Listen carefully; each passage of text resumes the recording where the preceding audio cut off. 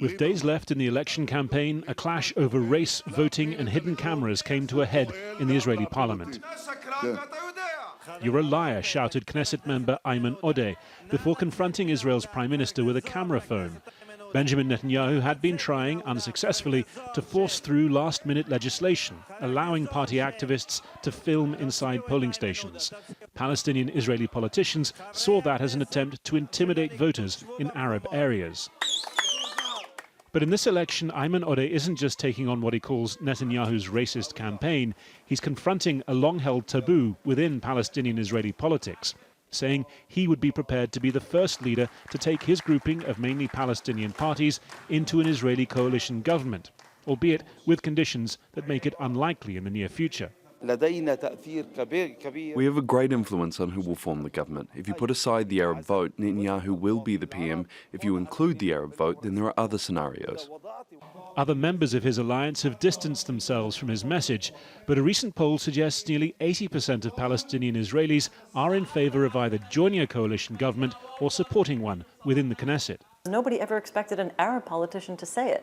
And the reason is, for all sorts of historic internal debates among the Arab Palestinian citizens in Israel, there's been a very ambivalent feeling to what extent the parties should legitimize the Israeli government, to what extent being part of the Israeli government puts them in a position where they would have to give up on very significant principles. In April's elections, the turnout among Palestinian Israelis was down to a new low of 50%.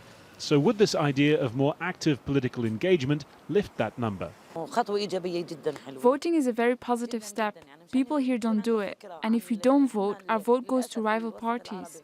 But I am against Arab parties joining an Israeli government.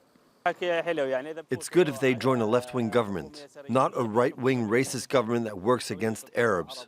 For Palestinian citizens of Israel, there is a level of support for the idea of engaging in coalition government in the future. But for Palestinian Israeli politicians, they say the vital thing is that their electorate comes out and votes in greater numbers than they have before to have any chance of bringing down the administration of Benjamin Netanyahu.